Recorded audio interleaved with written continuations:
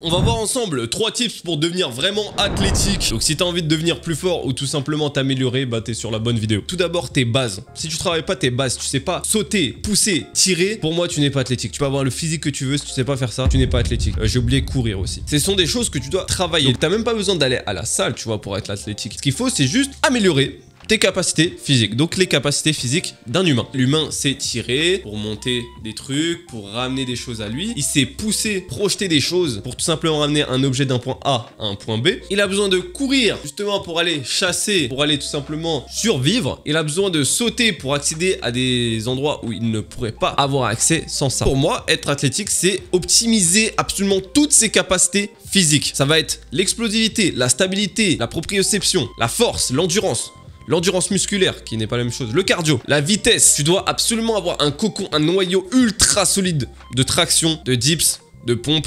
Tous ces exercices de base, ils doivent être maîtrisés. Les squat jump et tout ça. Si tu ne maîtrises pas ces exercices dans un premier temps, fais-le avant. En vrai, fais-le avant parce qu'en gros, tu pourras pas... Enfin, on va pas griller les étapes, tu vois. On va te casser un truc sinon. Le premier tip, c'est de renforcer tes bases et ton noyau solide de compétences. Le deuxième tips, donc là ça va être plutôt avant mon expérience, tu sais, dans Ninja Warrior, etc. Maintenant c'est mon sport. Et c'est un sport où il faut être plus que complet. C'est un peu comme l'escalade. C'est des sports où il faut absolument tout. Et donc pour justement avoir cette force en plus que tu veux gagner, toi tu veux de la force, eh bien il faut surtout pas négliger tes poignets et tes avant-bras. Si tu as des poignets fragiles, si tu as souvent mal aux poignets, bon moi c'est mon cas, eh bien il faut tout simplement les renforcer. Moi j'avais des grosses douleurs aux poignets, là ça va. C'est juste que là, bon, j'ai un petit problème de poignet. Personne ne le sait, mais tu vois, lui, je peux le descendre complètement. Lui, je ne peux pas. C'est assez relou. En fait, je peux pas fermer mon poing là. Et comment j'ai fait personnellement pour renforcer mes poignets et mes avant-bras? Bah, ça va être tout simplement de faire des exercices de suspension. Donc, ça va être des balanciers, Je vais aller faire des suspensions où je vais avoir que les doigts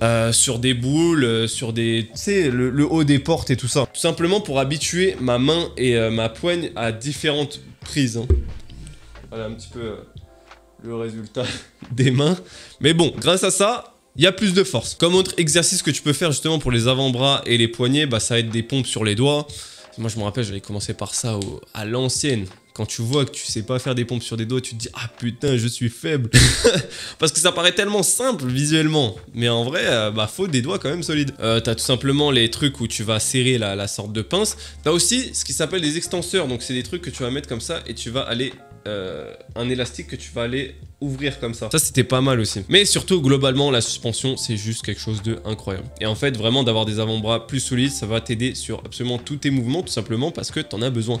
Quand tu tires quelque chose sur un rowing ou sur un tirage des soulevés de terre, et ben t'as une grosse partie des gens qui cèdent, pas à cause du poids, mais à cause de leurs avant-bras qui sont faibles. Donc c'est pour ça qu'il faut renforcer vraiment ce fait de serrer les poings vraiment fort et d'avoir du coup des avant-bras qui peuvent encaisser des choses lourdes. Et donc le troisième tips, on va terminer rapidement, ça va être de faire des entraînements très complet. Vous n'allez pas vous contenter de faire qu'une partie du corps, genre que les pecs, que les bras, ou des trucs comme ça. En fait, il faut faire des entraînements plutôt globaux. Pour mes préparations Ninja Warrior, j'allais à la salle aussi de sport et je faisais vraiment des jumps sur la boîte, avec des haltères et tout de suite, sans pause, j'enchaînais avec des tractions, puis tout de suite après des pompes.